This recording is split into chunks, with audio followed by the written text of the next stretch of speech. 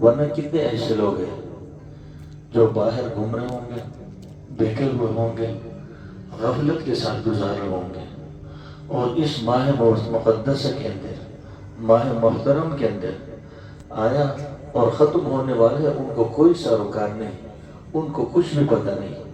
لیکن جن کے دل کے اندر ایمان ہے، اللہ تبارک و تعالیٰ کی خوف ہے، ان کو شروع ہی سے رمضان المبارک کے 1-2 مہینہ پہلے سے ہی فکر ہوتا ہے کہ رمضان کا مہینہ آ رہا ہے، اللہ تبارک و تعالیٰ کا مقدس مہینہ آ رہا ہے، روزے کا مہینہ آ رہا ہے، مغفرت کا مہینہ آ رہا ہے، اس کے لیے وہ تیار رہتے ہیں، فکر مند رہتے ہیں۔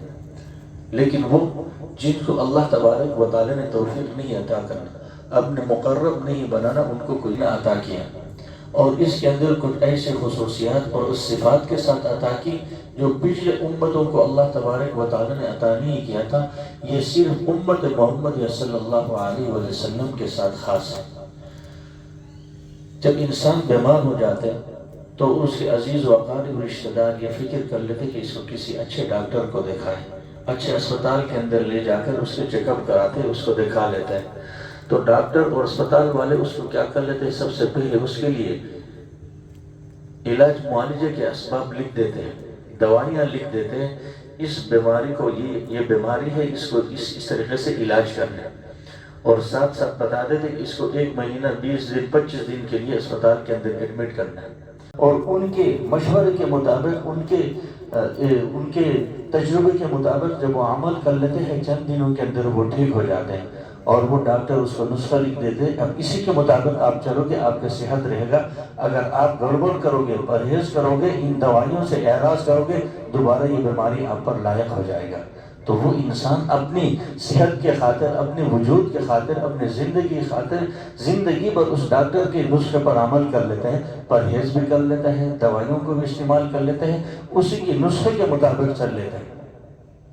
تو چونکہ ہم بھی بیمار ہیں، ظاہری باطنی بیماری ہے، تو اصل روح کی بیماری ہم سب کو لائق ہے، اور اللہ تبارک و تعالیٰ کو اس روح پاکیزہ ہونا چاہیے۔ رسول اللہ صلی اللہ علیہ وسلم کے بعثت کا مقصد بھی روح کی پاکی تھی، دل کی پاکی تھی۔ جب انسان کے دل بیمار ہو جاتے، جب انسان کے دل خراب ہو جاتے، پورے جسم خراب ہو جاتے۔ نبی پاک صلی اللہ علیہ وسلم کے ارشاد کے مفہوم ہے، فرمایا کہ تمہارے جسم کے اندر ایک لوتھڑا ہے، گوشت کا ٹکڑا ہے، اگر وہ صحیح رہا پورا جسم صحیح رہے گا، اگر وہ خراب ہو گیا پورا جسم خراب ہو گیا۔ الا وہی القلب، یاد رکھ وہ دل ہے۔ باطنی جتنی بھی بیماریاں، ان بیماریوں کا جڑ، ان بیماریوں کا منبع، ان بیماریوں کا مصدر انسان کے دل ہے۔ غصہ پیدا ہو جاتے ہیں، دل میں پیدا ہو جاتے ہیں، بد اخلاقی ہو جاتی ہے، دل سے پیدا ہو جاتے ہیں، بغض کہنا پیدا ہو جاتے ہیں، دل میں پیدا ہو جاتے ہیں۔ ان تمام بیماریوں کی ادراک تدارک اس دل سے ہو جاتا ہے۔ تو اس لیے رسول اللہ صلی اللہ علیہ وسلم نے 1400 سال پہلے بتلائے۔ تو اللہ تبارک و تعالیٰ نے یہ رمضان المبارک کا مہینہ ہمیں عطا کر کے، ہم پر فرض کر کے، اللہ تبارک و تعالیٰ ہمارے اس بیماری کی تشخیص فرمائے۔ یہ رمضان المبارک ہمیں جو عطا کیا ہے، اپنی اس بیماری کو دور کرنے کے لیے اللہ تبارک و تعالیٰ کی عطا کی ہے۔ اب اس رمضان المبارک کے ذریعے سے ہماری جو بیماری کی تشخیص ہوئی ہے، سب سے پہلے اللہ تبارک و تعالیٰ نے ہمیں دوائی کیا دی ہے؟ دوائی ہمیں قرآن پاک کو دیا۔ قرآن پاک سننا اور سنانا۔ اللہ تبارک و تعالیٰ کا یہ جو کلام ہے، اس کلام کو رمضان المبارک کے ساتھ ایک خاص تعلق ہے۔ اللہ تبارک و تعالیٰ نے رمضان المبارک کو جو اہمیت عطا کی ہے، جو فضیلت عطا کی ہے، اس قرآن کی وجہ سے کی۔ اِنَّا أَنزَلْنَاهُ فِي لَيْلَةِ الْقَدْرِ، ہم نے اس قرآن مجید کو لیلۃ القدر کے رات کے اندر ہم نے اس کو نازل کیا۔ تو اس کے اندر سب سے پہلا جو دوا اللہ تبارک و تعالیٰ نے ہمیں عطا کی ہے، قرآن سننا اور سنانا، قرآن کے ساتھ مشغول رہنا، قرآن کے ساتھ مصروف رہنا۔ اس وجہ سے اللہ تبارک و تعالیٰ نے اس کے راتوں کے اندر قیام کر کے قرآن کو سننا ہم پر لازم کر دے دیا ہے۔ یہ اس کا پہلا دوا ہے، ہماری بیماری کا پہلا علاج ہے۔ تو ہم اپنے تعلق کو اس قرآن کے ساتھ لگائیں۔ یہ اللہ تبارک و تعالیٰ نے توفیق دی، ہم نے حافظ صاحب کے پیچھے کھڑے ہو کر اب پورے قرآن مجید سن لیا۔ اب اندازہ کر لیں کہ جب عام دنوں کے اندر ایک قرآن مجید کے ایک حرف اب پڑھ لیتے ہو اللہ تبارک و تعالیٰ 10 نیکیاں عطا فرما دیتے، اور رمضان المبارک کے مہینے کے اندر نماز کے اندر جب سن لیتے 100 نیکیاں عطا مل جاتے۔ اب اندازہ کر لیں الحمدللہ 7 حروف ہے، 7 حروف کو پڑھ لیا 70 نیکیاں نہیں 100 700 اللہ تبارک و تعالیٰ۔ پھر انسان جتنے خشوع کے ساتھ، جتنے دل کے ساتھ، جتنے دہیان کے ساتھ قبر ہو جائے گا، اللہ تبارک و تعالیٰ اپنی شان کے مطابق عطا فرمائیں گے۔ تو قرآن مجید کو اللہ تبارک و تعالیٰ نے ہمارے لیے وہ پہلا علاج کا ذریعہ بنایا، قرآن سننا اور سنانا۔ کتنے مسلمان ایسے رمضان المبارک کے مہینے آ جاتے قرآن کھول کے بیٹھ جاتے ہیں، تلاوت شروع کر لیتے ہیں، صبح بھی تلاوت، ظہر کو بھی تلاوت، شام کو بھی تلاوت، سونے سے بھی پہلے۔ گویا کہ ایک خاص تعلق اللہ تبارک و تعالیٰ نے انسان کے فطرت کے اندر ڈال دے دیا۔ گھر کے اندر قرآن اٹھا کر پڑھ رہے، مسجد کے اندر جا کر قرآن اٹھا کر پڑھ رہے، یہ کیا ہے؟ یہ وہی علاج جو اللہ تبارک و تعالیٰ نے ہمارے لیے مختص کیا۔ اور دوسری چیز، ڈاکٹر صاحب بیمار کے لیے پرہیز مختص کر لیتے ہیں، آپ ان چیزوں سے بچ جائیں، یہ چیزیں آپ استعمال نہ کریں، اگر آپ استعمال کریں گے آپ زیادہ بیمار ہو جائیں گے۔ اور اللہ تبارک و تعالیٰ نے ہمارے لیے پرہیز متعین کیا، کھانے پینے کو چھوڑ دو، کھانے پینے کو چھوڑ دو، پرہیز اللہ تبارک و تعالیٰ نے لاگو کر دے دیا۔ اس وجہ سے روزہ دار کیا کر لیتے ہیں؟ کھانے پینے سے منع ہو جاتے، کھانا نہیں کھاتے۔ اور یہ کھانا نہ کھانا اللہ تبارک و تعالیٰ نے، یہ تو انسان کے لیے، کلوا مما رزقکم اللہ طیبات، اللہ تبارک و تعالیٰ نے جو پاکیزہ چیزیں آپ کے لیے پیدا کی ہیں آپ ان کو کھائے، کلوا واشربوا، کھاؤ اور پیو، ولا تسرفوا، اسراف نہ کرو۔ لیکن یہاں آ کے اللہ تبارک و تعالیٰ نے منع کر دیا، کھانا نہیں کھاؤ۔ صبح صادق سے لے کر غروب آفتاب تک ہم کھانا نہیں کھاتے، پانی نہیں پیتے، نفسانی خواہش انسان پورا نہیں کر لیتے۔ اس کی وجہ کیا ہے؟ جب انسان کھانا نہیں کھا لیتے تو ان کے اعضاء ڈھیلے ہو جاتے ہیں۔ انسان کے اعضاء جب ڈھیل ہو جاتے ہیں تو اس کے فطرت کے اندر یہ ہے کہ گناہ کی طرف التفات کم ہو جاتے ہیں۔ جب انسان کے ہر وقت پیٹ بھر جاتے ہیں اور قوی ہو جاتے ہیں تو اس کے خیالات منتشر ہو جاتے ہیں، گناہ کی طرف بڑھ جاتے ہیں۔ تو اللہ تبارک و تعالیٰ نے یہاں کھانے پر پابندی لگا کر جب ہم کھانے کو روک گیا تو اعضاء ڈھیلے ہو گئے۔ جب انسان کے اعضاء ڈھیلے ہو جاتے انسان گناہ کی طرف نہیں جاتے، گناہ کی طرف التفات نہیں کرتے، چونکہ کمزور ہے۔ اگر کمزوری کے اندر کسی سے لڑے گا تو پٹ جائے گا، مار کھائے گا، اس وجہ سے کسی سے کے ساتھ لڑے گا بھی نہیں۔ جو روزہ دار ہوگا اگر اس کے سامنے کوئی تو میں کر بھائی میرا روزہ ہے، اس کا جواب نہیں دیتے، الگ تھلگ رہنے کی کوشش کر لیتے۔ یہ اللہ تبارک و تعالیٰ کا وہ نقص ہے، اللہ تبارک و تعالیٰ نے ہمیں عطا کیا ہے۔ جب انسان کے اعضاء ڈھیلے ہو جاتے ہیں، اعضاء کمزور ہو جاتے ہیں، یہ دل بھی کمزور ہو جاتے ہیں، اور دل کے اندر وہ بغض، دل کے اندر وہ نفرت، دل کے اندر وہ حسد، دل کے اندر وہ کینہ، وہ بھی ختم ہو جاتے ہیں۔ تو اللہ تبارک و تعالیٰ نے ہمارے لیے اس پرہیز کو اس لیے عطا کیا تاکہ ہم ان چیزوں سے بچ جائیں۔ اللہ تبارک و تعالیٰ ہمارے دل کو صاف کرنے کے لیے، اپنے بنانے کے لیے اللہ تبارک و تعالیٰ نے اس روزے کے اندر اس پرہیز کو اللہ تبارک و تعالیٰ نے ہمیں عطا کیا ہے۔ تو ہم روزہ رکھ کر اپنے دل کو صاف کریں، اپنے دل کی طرف سوچیں، اپنے دل کا محاسبہ کریں، اور ہم دیکھ لیں کہ ہمارے دل کے اندر وہ نفرت پہلے جو رمضان سے پہلے تھے وہ کتنے ختم ہو گئے، وہ بغض عداوتیں جو پہلے تھی وہ کتنے ختم ہو گئے، وہ آپس میں وہ کہنا، وہ نفرتیں ہوتے وہ کتنے ختم ہو گئے، وہ جن کا ہم غصہ کرتے تھے، لڑتے وہ کتنے ختم ہو گئے۔ آیا رمضان کے اتنے ایام گزر گئے لیکن ہمارے دل کے اندر وہ نفرتیں ختم نہیں، وہ بغض عداوتیں ختم نہیں ہوئی، وہ کہنا ختم نہیں ہو گئے۔ تو اللہ تبارک و تعالیٰ کا جو مقصد تھا الا لعلکم تتقون، تم پرہیزگار بن جاؤ گے، متقی بن جاؤ گے، میرے مقرب بن جاؤ گے، تو وہ مقصد حاصل نہیں ہوا۔ اگر مقصد حاصل نہیں ہوا، وہی بیماری جو ڈاکٹروں نے مثبت کیا تھا بیمار کے لیے اور اس نے اس کے مطابق عمل نہیں کیا، اپنی منمانی چلایا، تو اس کی بیماری کبھی بھی ٹھیک نہیں ہو جائے گی۔ تو اللہ تبارک و تعالیٰ نے ہم سے پرہیز کرا کر ان گناہوں سے ہمیں روکنا مقصود ہے اللہ تبارک و تعالیٰ کو، تاکہ ہم کیا ہو جائے؟ متقی پرہیزگار بن جائے۔ ہمارے اعمال کے، ظاہری اعمال کے دار و مدار اس باطن کے اوپر ہے۔ جب باطن صاف ہو جاتے ہیں، باطن پاکیزہ ہو جاتے ہیں، جو نبی پاک صلی اللہ علیہ وسلم کا بعثت کا ایک یہ مقصد بھی ہے کہ لیزکی انفسکم، تاکہ تمہاری نفسوں کی کیا کرے؟ تذکرہ کرے۔ لقد من اللہ علی المؤمنین اذ بعث فیہم رسولا من انفسہم یتلو علیہم آیاتہ ویزکیہم ویعلمہم الکتاب، تمہاری تزکیہ نفس کرے، اصلاح کرے۔ تو اللہ تبارک و تعالیٰ نے رسول اللہ صلی اللہ علیہ وسلم کے ذریعے سے عرب کے ان بدوؤں کو، ان درندہ صفت لوگوں کو اللہ تبارک و تعالیٰ نے رسول اللہ صلی اللہ علیہ وسلم کی صحبت کی وجہ سے آپس میں کتنی ان کی نفرتیں تھیں، کتنی کتنی عداوتیں تھیں، کتنی لڑائی جھگڑے تھے، رسول اللہ صلی اللہ علیہ وسلم کی صحبت کی وجہ سے، اس قرآن کی وجہ سے اللہ تبارک و تعالیٰ نے ان کو بھائی بھائی بنا رحماء بینہم، آپس میں کیا ہو گئے؟ وہ محبت کرنے لگے، ایک دوسرے سے الفت محبت کرنے کے لگے، وہ بغض عداوت ختم ہو گئی۔ تو اللہ تبارک و تعالیٰ نے یہ روزہ کو عطا کیا ہے ہمیں اس پرہیزگار بننے کے لیے، متقی بننے کے لیے، اپنے نفس پر کنٹرول کرنے کے لیے، اور نفس پر یہ کنٹرول کرنا کوئی وقت ہی نہیں، پورے سال بھر کے لیے جو 11 مہینہ ہم نے اپنے منمانی چلائے، اپنی مرضی کے مطابق، اپنے خواہشات کے مطابق زندگی گزار دیا، اس ایک مہینے کے اندر ہم رک کر ٹریننگ کر کے، تربیت کر کے پورے سال کو اس کے مطابق ہم گزاریں گے، اپنے اعضاء پر کنٹرول رکھیں گے، اپنے آنکھوں پر کنٹرول رکھیں گے، کانوں پر کنٹرول رکھیں گے، دل کے خواہشات پر کنٹرول رکھیں گے، تو اللہ تبارک و تعالیٰ کا جو مقصد تھا لعلکم تتقون، وہی کیا ہوگا؟ حاصل ہوگا۔ اگر ہمارے دل کے اندر اور یہ عداوتیں ویسے رہی، یہ قدورتیں ایسے رہی، تو لعلکم تتقون کے مصداق ہم نہیں ہوگے۔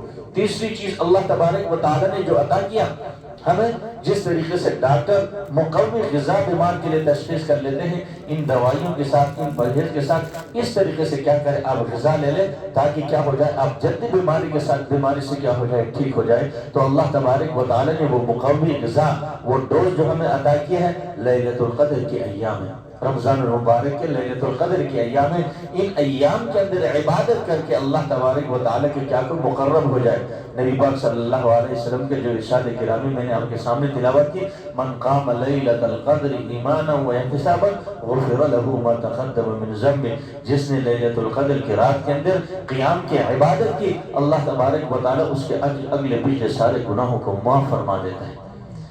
تو رسول اللہ صلی اللہ علیہ وسلم نے صحابہ کرام کے سامنے پچھلے امتوں کے واقعہ ذکر کیا، ان کے کارناموں کو ذکر کیا، ان کے عبادت کا ذکر کیا، ان کے جہاد کا ذکر کیا، سالوں سال انہوں نے جہاد کیا، سالوں سال انہوں نے عبادت کی، تو صحابہ کرام نیکیوں میں کہاں پیچھے رہنے والے تھے؟ انہوں نے رش کیا، رسول اللہ صلی اللہ علیہ وسلم کے سامنے حسرت کی، یا رسول اللہ ہماری عمریں بھی اتنی نہیں ہے، 1000 سال ہماری عمریں بھی نہیں ہے، 60-70 سال ہماری عمر ہے، اس عمر کے اندر ہم کیا عبادت کریں؟ تو ان کی عبادت ہم سے تو زیادہ ہو گئے، اور وہ تو ہم سے آگے نکل گئے، چونکہ صحابہ کرام نیکیوں میں ایک دوسرے سے آگے نکلنے والے تھے۔ تو اللہ تبارک و تعالیٰ نے رسول اللہ صلی اللہ علیہ وسلم کے ان یاروں کے، ان صحابہ کرام رضوان اللہ اجمعین کی اس رش کو دے کر اور اس طلب کو دے کر اللہ تبارک و تعالیٰ نے لیلۃ القدر کی رات عطا کی۔ یہ رسول اللہ صلی اللہ علیہ وسلم کی امت کی خصوصیت ہے، پچھلے امتوں کے اندر یہ نہیں تھا۔ اللہ تبارک و تعالیٰ نے صحابہ کرام کی اس رش کی وجہ سے، اس طلب کی وجہ سے، اس حسرت کی وجہ سے اللہ تبارک و تعالیٰ نے لیلۃ القدر کی رات عطا کی۔ لیلۃ القدر کی رات کیا ہے؟ وما ادراک ما لیلۃ القدر، لیلۃ القدر خیر من الف شہر، لیلۃ القدر 1000 مہینوں سے بہتر۔ جو اس ایک رات کے اندر عبادت کر لیتے، اللہ تبارک و تعالیٰ اس کو 1000 مہینوں سے زیادہ، یعنی 83 سال سے زیادہ اللہ تبارک و تعالیٰ ثواب عطا فرما دیتا ہے۔ دیکھو اللہ تبارک و تعالیٰ نے اپنے محبوب کے صدقے، رسول اللہ صلی اللہ علیہ وسلم کے طفیل اور اس کے امت کو یہ فضیلت عطا کی، ایک رات عبادت کرے 83 سال کی ثواب اللہ تبارک و تعالیٰ عطا فرما دیتا ہے۔ اب اندازہ کر لیں پچھلے امتوں کے مقابلے کے اندر اللہ تبارک و تعالیٰ نے کیسے نوازا۔ تو یہ وہ ڈوز اللہ تبارک و تعالیٰ نے کیا کیا؟ لیلۃ القدر کے ذریعے سے ہم جیسے کمزوروں کو اللہ تبارک و تعالیٰ نے عطا کی کہ ہم اس رات کے اندر ان راتوں کو غنیمت جان لیں، ان راتوں کی قدر کریں اور عبادت کریں، اور اس کے اندر اللہ تبارک و تعالیٰ کو راضی کرے۔ یہ ایسے معمولی رات نہیں، اس رات کے اندر اللہ تبارک و تعالیٰ تنزل الملائکۃ والروح، اللہ تبارک و تعالیٰ سید الملائکہ، انبیاء کے سردار کو اللہ تبارک و تعالیٰ، ملائکہ کے سردار کو اللہ تبارک و تعالیٰ فرشتوں کے جرم میں بیت اللہ کے اوپر نازل کر دیتے ہیں، اور بیت اللہ سے اتر جانے کے بعد حضرت جبرائیل علیہ السلام فرشتوں کو تشکیل کر دیتے ہیں۔ ہر کچے پکے مکان کے اندر، ہر جزیرے کے اندر، ہر شہر بستی کے اندر چلے جاتے ہیں جہاں امت محمد صلی اللہ علیہ وسلم کے کوئی شخص عبادت کر رہے ہیں، تلاوت کر رہے ہیں، نماز پڑھ رہے ہیں، ذکر و اذکار کر رہے ہیں، تو بتائی ہو رہے اللہ کی طرف مناجات کے اندر ہے، اس کے ساتھ معافی کر لیتے اور اس کے دعاؤں پر آمین کر لیتے۔ اب اندازہ کر لیں کتنی سعادت بندی ہے اگر ہم ان ایام کے اندر، ان دنوں کے اندر خواب غفلت کے اندر ہو اور وہ وقت ایسے ضائع کر رہے ہو، جس طریقے سے جب یہ ایام آ جاتی ہے اور لوگ کس طریقے سے باہر نکل جاتے ہیں، اور یہاں اللہ تبارک و تعالی رسول اللہ صلی اللہ علیہ وسلم کے عمل کو دیکھو. اما عائشہ فرماتی رسول اللہ صلی اللہ علیہ وسلم رمضان المبارک کے مہینے کے اندر جو کوشش ریاضت کرتے تھے دوسرے مہینوں میں نہیں کرتے تھے. نبی پاک صلی اللہ علیہ وسلم معصوم غفر له ما تقدم من ذنب، جس کے اگلے پچھلے سارے گناہ ہوا، اس کے باوجود پوری رمضان نبی پاک صلی اللہ علیہ وسلم عبادت کے اندر ریاضت کے اندر گزارے. اور پھر جب آخری عشر آ جاتے ہیں اما عائشہ فرماتے ہیں رسول اللہ صلی اللہ علیہ وسلم شد مئزرہ، اپنے تہبند کو باندھ لیتے کس لیتے، یعنی پوری رات عبادت کر لیتے. احیا لیلہ، پوری رات رسول اللہ صلی اللہ علیہ وسلم رات کو جاگتے عبادت کر لیتے. اور ہم اس کے نلائق امت کیا کر لیتے؟ گلی کوچوں کے اندر شور شرابہ، کھیل کود کے اندر، وقت گزاری کے اندر، ہوٹلوں کے اندر بیٹھے ہیں، چوکوں کے اندر بیٹھے ہیں، گپ شپ کے ساتھ خواب غفلت کے اندر کیا کر لیتے؟ وقت کو گزار لیتے. اور پیارے آقا صلی اللہ علیہ وسلم پوری رات جا کر عبادت کر لیتے. صرف خود نہیں بلکہ اپنے گھر والوں کو بھی، آئے خوضا اہل، اپنے اہل و عیال کو، عائشہ آپ بھی اٹھ جائے، زینب آپ بھی اٹھ جائے، جویریہ آپ بھی اٹھ جائے، حسن حسین آپ بھی اٹھ جائے، سب کیا کرو؟ عبادت کرو. اور پھر ایک ہمیں ہمارے اولاد کہاں ہیں؟ گھر کے اندر عبادت کر رہے یا نہیں کر رہے؟ مسجد کے اندر عبادت کر رہے یا نہیں کر رہے؟ کس محفل کے اندر بیٹھا ہوا ہے؟ جب اس رسول اللہ صلی اللہ علیہ وسلم کے امتی ہے اور ہمیں نوازنے کے لیے عطا کی اور ہم خواب غفلت کے اندر ان اوقات کو ضائع کر رہے. اور رسول اللہ صلی اللہ علیہ وسلم نے فرمایا جس نے لیلۃ القدر کے خیر سے محروم رہا پورے خیر سے محروم رہا، اور جس نے رمضان المبارک کے خیر سے محروم رہا پورے خیر سے محروم رہا. یہاں آ کے ہم احتساب کریں، اپنا محاسبہ کریں، اپنا احتساب کریں، چیک بیلنس کریں کہ ہمارے اعمال کے اندر کوئی فرق آئے یا نہیں ہے. ان ایام کے اندر ہم نے اعمال کر کے اللہ تبارک و تعالیٰ کو راضی کیا یا نہیں کیا؟ ان ایام کے اندر ہم اعمال کر کے اللہ تبارک و تعالیٰ کے اوامر کو بجا لایا نہیں لے جائے، اور اللہ تبارک و تعالیٰ کے مناہی سے رکا یا نہیں رکا. اگر اللہ تبارک و تعالیٰ کے اوامر کو بجا لایا، اللہ تبارک و تعالیٰ کے مناہی سے رک گئے، اللہ تبارک و تعالیٰ کو راضی کرنے کی کوشش کی، تو الحمدللہ اللہ تبارک و تعالیٰ کی پیارے آقا صلی اللہ علیہ وسلم کے اس تعلیمات پر ہم نے عمل کیا. اگر ایسا نہیں کیا تو پھر یہ ہمارے لیے ہلاکت، تباہ و بربادی، وہ سخت رسول اللہ صلی اللہ علیہ وسلم کی وہ دعا. نبی پاک صلی اللہ علیہ وسلم منبر پر تشریف لا رہے اور آمین فرما رہے. جب خطبہ سے فارغ ہو گئے صحابہ کرام نے پوچھا یا رسول اللہ آپ نے آمین کہا؟ تو نبی علیہ السلام نے فرمایا کہ اب جبرائیل علیہ السلام تشریف لائے تھے اور اس نے یہ بد دعا کی، اور اس کی بد دعا پر میں نے آمین کہا. ہلاک و تباہ و برباد وہ شخص اور جو رمضان المبارک کے مہینے کو پائے اس کی مغفرت نہ ہو، اور میں نے آمین کہا. سید الملائکہ حضرت جبرائیل علیہ السلام بد دعا کرے اور سید الانبیاء حضرت محمد صلی اللہ علیہ وسلم آمین فرما رہے.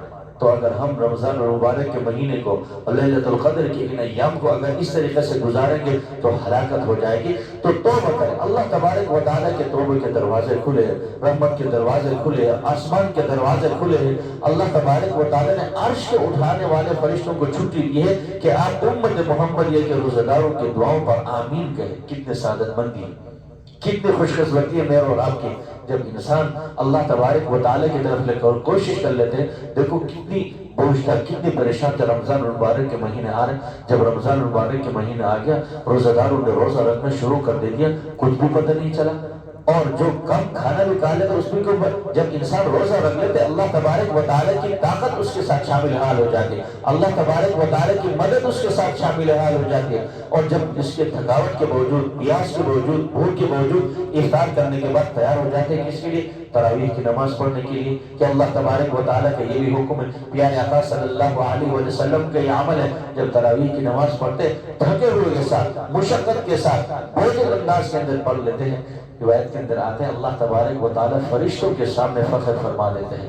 ان فرشتوں کے سامنے جب حضرت آدم علیہ السلام کو اپنی خلیفہ بنا کر دنیا میں بھیجے تھے، جب مشورہ کیا اللہ تبارک و تعالیٰ فرشتوں نے کہا کہ بنی آدم کو آپ پیدا نہ کریں اور اس کو اپنے خلیفہ نہ بنائیں. وَنَحْنُ نُسَبِّحُ بِحَمْدِكَ وَنُقَدِّسُ لَكَ، ہم آپ کی تسبیح بیان کر لیتے ہیں، آپ کی حمد بیان کر لیتے ہیں، آپ کی عبادت کر لیتے ہیں، اور یہ خون خرابہ کرے گا.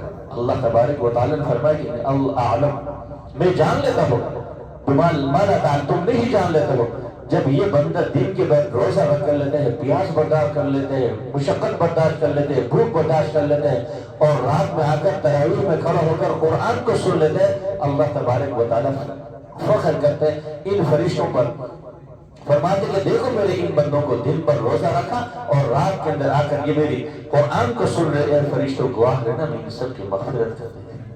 کتنی خوش قسمتی ہے ہماری یہ چھوٹے سے عمل ہے۔ ٹھیک ہے، کس کا دل چاہتے ہیں دن پر روزہ رکھے اور تھکاوٹ کے باوجود، مشقت کے باوجود تراویح کی نماز کے اندر آ کر کھڑے ہو جاتے ہیں؟ کیا کوئی فرشتوں نے پکڑ کے لائے؟ کیا پولیس والوں نے پکڑ کے مار کر لائے؟ بلکہ وہ انسان کی وہ نفس، وہ خوف، فَأَمَّا مَنْ خَافَ مَقَامَ رَبِّهِ وَنَهَى النَّفْسَ عَنِ الْهَوَىٰ، کہ کل قیامت کے دن اللہ تبارک و تعالیٰ کے سامنے اولین والآخرین سارے جمع ہو جائیں گے، حشر کے میدان ہو جائے گا، وہاں اللہ کے سامنے کھڑا ہو کر میں بتا چکوں گا الہ العالمین آپ کے حکم کو میں بجا لایا، دن بھر میں نے روزہ رکھا، پیاس برداشت کی، بھوک برداشت کی، مشقت برداشت کی، اور رات کو کھڑا ہو کر میں آپ کے کلام کو سن لیا۔ اللہ تبارک و تعالیٰ کے سامنے کھڑا ہو کر فَأَمَّا مَنْ خَافَ مَقَامَ رَبِّهِ وَنَهَى النَّفْسَ عَنِ الْهَوَىٰ فَإِنَّ الْجَنَّةَ هِيَ الْمَأْوَىٰ، ایسے شخص کے لیے اللہ تبارک و تعالیٰ نے جنت کی ضمانت کر رکھی۔ وَأَمَّا مَنْ طَغَىٰ وَآثَرَ الْحَيَاةَ الدُّنْيَا فَإِنَّ الْجَحِيمَ هِيَ الْمَأْوَىٰ، جس نے دنیا کو ترجیح دی، دنیا کو سب کچھ جاننا اور دنیا کے اندر مسابقت کی، دنیا کو آخرت پر ترجیح دی، اللہ کے احکامات کو پس پش ڈال دیا، چھوڑ دیا، تو اللہ پاک فرمانے کہ اس کے لیے جہنم اس کا ٹھکانہ ہے۔ تو ہمارے لیے اللہ تبارک و تعالیٰ نے ہمارے اختیار میں دے دیا، زبردستی نہیں کی، کسی پر بوجھ نہیں ڈالا، فَأَلْهَمَهَا فُجُورَهَا وَتَقْوَاهَا، نیکی کے دائیں کو بھی اللہ پاک نے ڈال دیا، برائی کے دائیں کو بھی ڈال دیا، انسان کو اختیار دے دیا، جس کو آپ چاہتے آپ کر لیں۔ تو ہم اپنے اختیار کے ساتھ نیکی کو اپنا لیتے، روزہ رکھ لیتے، تراویح کی نماز پڑھ لیتے، مشقت کے باوجود دل نہ چاہتے ہوئے بھی ہاتھ کو اٹھا لیتے کہ الہ العالمین ٹھوٹی پھوٹی ہم نے عبادت کی، ان کو اپنے دربار میں قبول منظور فرما، اللہ تبارک و تعالیٰ ان کو قبول فرماتے۔ یہ جو ہم مجلس کے اندر ہم جمع ہو گئے، ہم اس فکر کے اندر یہاں ختم قرآن ہے، تراویح کی نماز پڑھ لے، قرآن سننے کے لیے یہاں آ گئے، یہ کیا ہے؟ اللہ تبارک و تعالیٰ کی طرف سے وہ مہربانی ہے جو ہمارے دلوں کے اندر اللہ تبارک و تعالیٰ نے ڈال دی۔ ہم کمزور ہیں، ہم اس نیت سے آئے کہ محفل ہے ختم قرآن کی، وہاں جا کے ہاتھ اٹھا کر دعا کریں گے، اللہ تبارک و تعالیٰ کیا کریں گے؟ بخش دیں گے۔ تو اللہ تبارک و تعالیٰ کو یہ ندامت اللہ تبارک و تعالیٰ کو پسند ہے، اللہ تبارک و تعالیٰ کو یہ مشقت کے ساتھ انسان اعمال کرتے ہوئے اللہ تبارک و تعالیٰ سے ڈرتے، یہ اللہ تبارک و تعالیٰ کو پسند ہے۔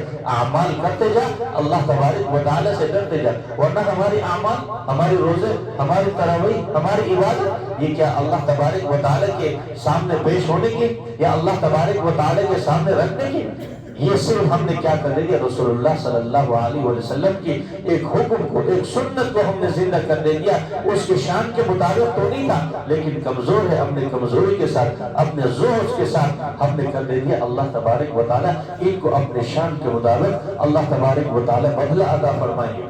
اگر اللہ تبارک و تعالیٰ کو قبول کرنا نہیں تھا تو توفیق بھی نہیں عطا فرما دیتے۔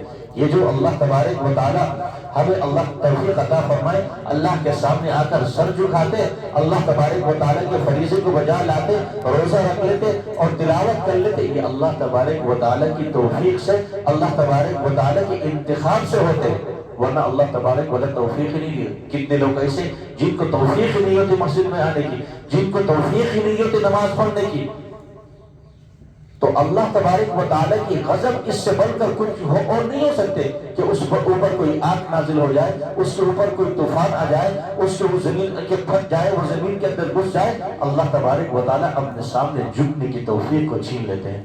اللہ تبارک و تعالیٰ اپنے سامنے پیشانی کو رکھنے کی توفیق کو اللہ تبارک و تعالیٰ چھین لیتے۔ یہ اللہ تبارک و تعالیٰ کی غضب ہے، یہ اللہ تبارک و تعالیٰ کی قہر ہے، اس کو ہم نہیں سمجھتے۔ یہ کھانا پینا یا دنیا کے اندر اللہ تبارک و تعالیٰ نے مال و دولت دی، عزت دی، شہرت دی، کیا یہ انسان کی اللہ تبارک و تعالیٰ کی خوشنودی کی دلیل ہے؟ یہ خوشنودی کی دلیل نہیں۔ اللہ تبارک و تعالیٰ کی ناراضگی کی دلیل یہ ہے کہ ہم اللہ تبارک و تعالیٰ کے سامنے آ کر کھڑے نہیں ہوتے، سر نہیں جھکاتے، یہ اللہ تبارک و تعالیٰ ہم سے ناراض ہے۔ جب ہم اللہ تبارک و تعالیٰ کے سامنے آ کر کھڑے ہو جاتے ہیں، سر جھکا لیتے ہیں، اللہ تبارک و تعالیٰ سے مانگ لیتے ہیں، یہ اللہ تبارک و تعالیٰ کی رضامندی کی دلیل ہے، اللہ تبارک و تعالیٰ کی خوشنودی کی دلیل ہے۔ ٹھیک ہے، اس کے اندر کم و بیشی ہو جاتی ہے، لیکن اللہ تبارک و تعالیٰ رحیم ذات ہے اور کریم ذات ہے، مہربان ذات ہے۔ جب انسان اللہ تبارک و تعالیٰ کی طرف آ جاتے، تھوڑی سی رجوع کر لیتے، اللہ تبارک و تعالیٰ اس کو سینے سے لگا لیتے۔ انسان کے گناہ جتنے بھی زیادہ ہو، روایت کے اندر آتے ہیں، رسول اللہ صلی اللہ علیہ وسلم نے ارشاد فرمایا، ایک شخص تھا بنی اسرائیل کے اندر، اس نے 100 قتل کیا، 100 قتل کیا، پھر اس کے دل کے اندر آیا کہ بھئی اتنے گناہ کی، اس کی کفارہ، اس کی بدل کس طریقے سے ہو جائے گا؟ اور ایک بزرگ کے پاس گیا، جا کر اس نے پوچھا کہ میں تو 199 میں نے قتل کی ہے، اب میرا توبہ کا کوئی راستہ بتاؤ۔ تو بزرگ نے کہا تمہارا کوئی توبہ نہیں، تم مردود ہے، 99 بندوں کو تم نے قتل کیا، اللہ کے بندوں کو قتل کیا، اب تمہاری بخشش کیسے ہوگی؟ تو وہ قاتل جو تھا غصے میں آ کر اس بزرگ کو بھی قتل کر دیتی، 100 پورا کر دیتی۔ لیکن دل کے اندر جب انسان گناہ کر لیتے ہیں وہ کھٹک ہوتی، وہ کھٹک اس کو کھٹکھٹاتے ہیں۔ پھر اس نے لوگوں سے پوچھا کہ میرا کوئی راستہ ہوگا، بتلایا کہ فلاں بستی کے اندر جاؤ، وہاں علماء رہتے ہیں، ان سے پوچھو کوئی راستہ نکالے گا۔ اب یہ اس کی طرف جا رہے ہیں، اس علماء کی بستی کی طرف جا رہے ہیں راستہ لینے لیے، پوچھنے کے لیے، اور اتنے میں جب راستے میں جا رہا تھا اللہ تبارک و تعالیٰ کی طرف سے بھی حکم آیا اس کی روح نکالنے کا۔ اب فرشتوں نے آ کر کیا کر دیا؟ روح نکال دے گیا۔ ادھر سے عذاب کے فرشتے بھی آ گئے اور ادھر سے رحمت کے فرشتے بھی آ گئے۔ اب یہ آپس میں لڑنے لگے۔ عذاب کے فرشتوں نے کہا کہ یہ 100 بندوں کے قاتل ہیں، لہٰذا اس کے روح کو ہم لے جائیں گے، اور رحمت کے فرشتوں نے کہا کہ نہیں، یہ توبہ طائب ہو کر آ گئے، اللہ سے معافی مانگنے آ رہے تھے، لہٰذا اس کے روح کو ہم لے جائیں گے۔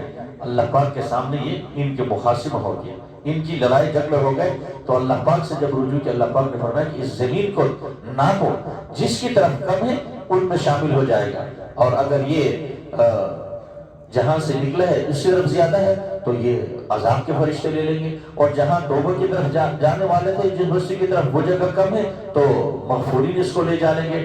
جب زمین کو ناپا گیا اور زمین اس طرف سے بڑی زمین تھی جہاں توبہ کی طرف جا رہے تھے اور دوسری طرف سے چھوٹا، اللہ پاک نے زمین کو حکم دے دے کہ اب سکڑ جاؤ، زمین سکڑ کے اب یہ جگہ کم رہے۔ اب رحمت کے فرشتے کیا کرے؟ اس کو لے۔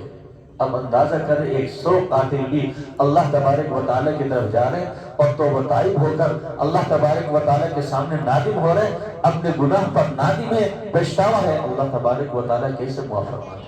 تو ہم اللہ تبارک و تعالیٰ کو ان ایام کے اندر، آج بھی لیلۃ القدر کی رات ہے اور 27 کو بھی لیلۃ القدر کی رات ہے، 29 بھی لیلۃ القدر کی رات ہے، یہ بخشش کی راتیں ہیں، مغفرت کی راتیں ہیں، اور اس کے اندر ہم اللہ تبارک و تعالیٰ کو راضی کریں، اپنے اولاد کے لیے، اپنے والدین کے لیے، دوست احباب کے لیے، پورے امت مسلمہ کے لیے، جہاں جہاں مسلمان مظلوم ہیں اور جو حالات مسلمانوں کے اوپر ہیں ان کے لیے ہم دعا کر کے اللہ تبارک و تعالیٰ کو راضی کرائیں۔ اور ان ایام کے اندر اللہ پاک سب کی مغفرت فرماتے، چند اشخاص کی مغفرت نہیں فرماتے، اور ان میں سے سب سے پہلے جو والدین کا نافرمان ہوگا اس کی مغفرت نہیں ہوگی، اور جو نشے کا عادی ہوگا، شراب کا عادی ہوگا، اس کی اللہ تبارک و تعالیٰ مغفرت نہیں فرمائیں گے، اور جو قطع تعلق رکھنے والے ہیں اپنے بھائیوں کے ساتھ، اپنے عزیزوں کے ساتھ، اپنے رشتہ داروں کے ساتھ، مسلمانوں کے ساتھ، اس کی بھی اس رات کے اندر مغفرت نہیں ہوگی، اور دل کے اندر کینہ رکھنے والا، بغض رکھنے والے کی ان ایام کے اندر ان کی مغفرت نہیں ہوگی۔ باقی اللہ تبارک و تعالیٰ سب کی مغفرت فرمائیں گے، اور یہ دعا کریں کہ اللہ تبارک و تعالیٰ ہمیں ان 4 لوگوں میں شامل نہ کرے۔ اگر ہمارے دل کے اندر کسی کے لیے کوئی قدورت ہے، اللہ کے رضا کے لیے معاف کرے، کسی کے ساتھ نچاکیاں ہیں، خصوصیت کے ساتھ اپنے عزیز و اقارب کے ساتھ، بھائیوں کے ساتھ نچاکیاں ہو جاتی ہیں، ان کے لیے معاف کر کے ان سے ملنے کے لیے جائے، ان کو تحفہ طائب پیش کرے کہ اللہ تبارک و تعالیٰ کی رضا کے لیے ان کو منائے، تاکہ ہمارے اعمال اللہ تبارک و تعالیٰ کے ہاں قبول ہو جائے۔ اللہ تبارک و تعالیٰ جو کچھ کہا کہ سنیں کہ عمل کی توفیق عطا فرمائے، کم و بیشیوں کو معاف فرمائے، اپنی شان کے مطابق حافظ صاحبان کو جزائے خیر عطا فرمائے، ان کے والدین کو جزائے خیر عطا فرمائے، اور منتظمین کو اللہ تبارک و تعالیٰ جزائے خیر عطا فرمائے۔ اس گھر کے اندر اللہ تبارک و تعالیٰ اپنے رحمتوں کو، برکتوں کو نازل فرمائے۔ ہم سب متعلقین کو یہاں جو جمع ہوا ہے اللہ تبارک و تعالیٰ اپنی شان کے مطابق جزائے خیر عطا فرمائے، عفو و درگزر کا معاملہ فرمائے۔ وآخر دعوانا الحمدللہ رب العالمین۔ دعا کو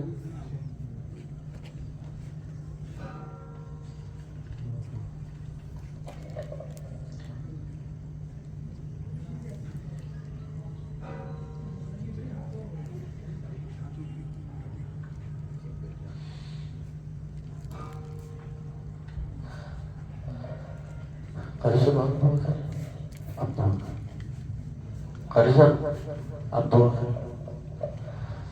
الحمد لله رب العالمين والعاقبة للمتقين والصلاة والسلام على سيد المرسلين.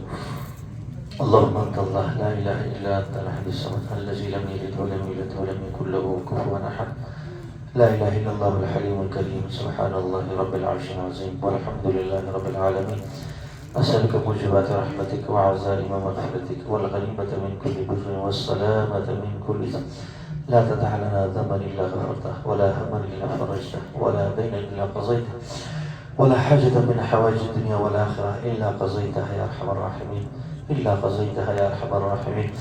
اللهم ربنا آتنا في الدنيا حسنة وفي الآخرة حسنة وقنا عذاب النار وقنا عذاب القبر وقنا عذاب الحشر وقنا عذاب الميزان. ربنا لا تزغ قلوبنا بعد إذ هديتنا وهب لنا من لدنك رحمة إنك أنت الوهاب، إنك أنت الوهاب. ربنا لا تؤاخذنا إن نسينا وأخطأنا، ربنا ولا تحمل علينا إصرا كما حملته على الذين من قبلنا، ربنا ولا تحملنا ما لا طاقة لنا به، واعف عنا واغفر لنا وارحمنا، أنت مولانا فانصرنا على القوم الكافرين، فانصرنا على القوم الظالمين، فانصرنا على القوم المفسدين. ربنا ما خلقت هذا باطلا سبحانك فقنا عذاب النار. ربنا إنك من تدخل النار فقد أخزيته وما للظالمين من أنصار. ربنا إننا سمعنا مناديا ينادي للإيمان أن آمنوا بربكم فآمنا. ربنا فاغفر لنا ذنوبنا وكفر عنا سيئاتنا وتوفنا مع الأبرار، وتوفنا مع الأبرار وألحقنا بالصالحين. اللهم اهدنا وسددنا، اللهم اهدنا وسددنا. اللهم لا تؤاخذنا إن نسينا واخطأنا، ربنا ولا تحمل علينا إصرا كما حملته على الذين من قبلنا، ربنا ولا تحملنا ما لا طاقة لنا به، واعف عنا واغفر لنا وارحمنا، أنت مولانا فانصرنا على القوم الكافرين، فانصرنا على القوم الكافرين. اللهم اغفر للمؤمنين والمؤمنات والمسلمين والمسلمات الأحياء منهم والأموات. اللهم اغفر للمؤمنين والمؤمنات الأحياء منهم والأموات. اللهم عذب الكفرة والمنافقين واليهود والهنود. اللهم دمر ديارهم، اللهم شتت شملهم، اللهم مزق جمعهم، اللهم خرق بنيانهم، اللهم دمر ديارهم، اللهم أخزهم أخذ عزيز مقتدر، اللهم أخزهم أخذ عزيز مقتدر. اللهم انصر الإسلام والمسلمين، اللهم أعز الإسلام والمسلمين، اللهم انصر من نصر دين محمد صلى الله عليه وسلم واجعلنا منهم. اللهم اخذل من خذل دين محمد صلى الله عليه وسلم ولا تجعلنا منهم. الہ العالمین ہمارے تمام گناہوں کو معاف فرما، چھوٹے بڑے تمام گناہوں کو معاف فرما، تمام پریشانیوں کو دور فرما، تمام مشکلات کو آسان فرما.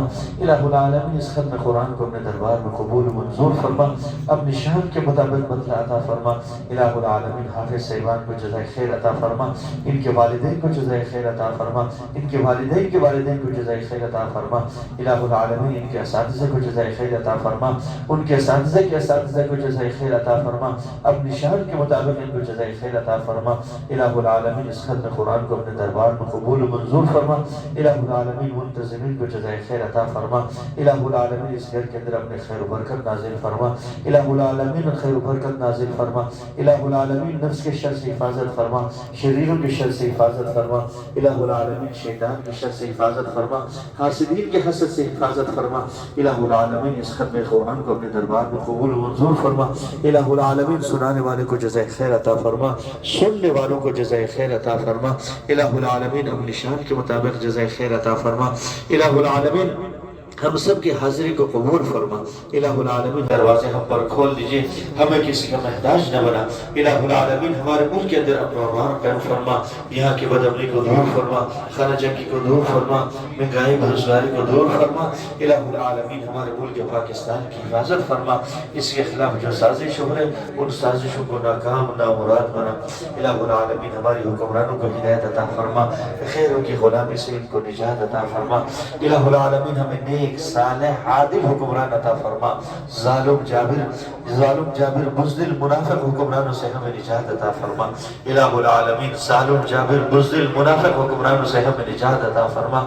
یہ جو کچھ ہو رہے ہمارے بدعمالیوں کی وجہ سے ہو رہے، الہ العالمین ہم نادم شرمندہ ہے، آپ کے سامنے ہاتھ پھیلائے، ہم سے ہماری شامت اعمال کو دور فرما، ہم سے ہماری خطاؤں کو معاف فرما، عفو درگزر کا معاملہ فرما، الہ العالمین پورے امت محمدیہ صلی اللہ علیہ وسلم کے خطاؤں کو معاف فرما، الہ العالمین جہاں جہاں مسلمان مظلوم ہیں ان کی مدد فرما، ان کی نصرت فرما، الہ العالمین جو لوگ دین کے جس شعبے کے ساتھ منسلک ہیں الہ العالمین ان کی خدمتوں کو قبول فرما، ان کی جان مال عزت آبرو کی حفاظت فرما، الہ العالمین اہل فلسطین کی مدد فرما، فلسطین کے مسلمانوں کی مدد فرما، الہ العالمین اسرائیلی درندوں سے ان کی حفاظت فرما، الہ العالمین مجاہدین کی حفاظت فرما، الہ العالمین اسرائیلی درندوں کو تباہ و برباد فرما، نیست و نابود فرما، ان کے عزائم کو ناکام بنا، الہ العالمین ان کے منصوبوں کو ناکام بنا، الہ العالمین جتنے بھی ان کے پشتبان ہیں ظاہر باطنی ان کو تباہ و برباد فرما، نیست و نابود فرما،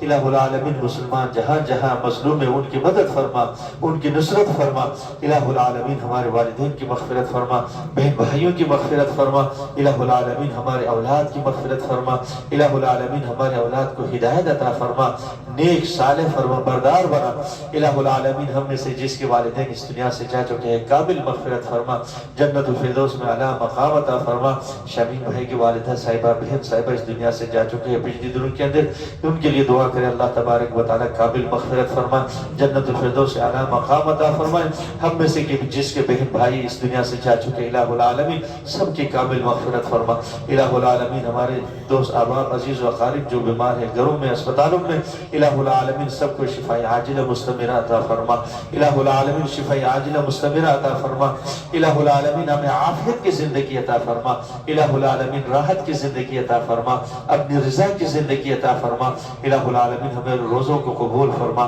تراویح کو قبول فرما، تلاوت ذکر و اذکار کو قبول فرما، الہ العالمین ہماری کمی بیشیوں کو معاف فرما، خطاؤں کو معاف فرما، الہ العالمین ختم قرآن کے مجلس سے چھوٹے چھوٹے معصوم بچے آپ کے سامنے ہاتھ اٹھائے ہوئے، الہ العالمین نوجوان آپ کے سامنے ہاتھ اٹھائے، الہ العالمین سفید ریش آپ کے سامنے ہاتھ اٹھائے، دن بھر روزہ رکھا، الہ العالمین رات میں تراویح کی نماز پڑھ کر الہ العالمین آپ کے سامنے ہاتھ پھیلائے، الہ العالمین ہمارے ہاتھوں کو خالی نہ لوٹا لیجئے، الہ العالمین ہماری دامن کو بھر دے، الہ العالمین دوست احباب کی مغفرت فرما، اہل محلے والوں کی مغفرت فرما، شہر والوں کی مغفرت فرما، تمام مسلمانوں کی مغفرت فرما، الہ العالمین ہمارے گناہوں کو معاف فرما، الہ العالمین جو کچھ آپ سے مانگے سب کو عطا فرما، جو کچھ مانگنا تھا نہ مانگ سکا اپنے فضل سے عطا فرما، الہ العالمین ہمیں ان تمام خیر بلائیوں کو عطا فرما جو پیارے آقا صلی اللہ علیہ وسلم نے آپ سے مانگا ہے، ان تمام شرور سے ہماری حفاظت فرما جن سے پیارے آقا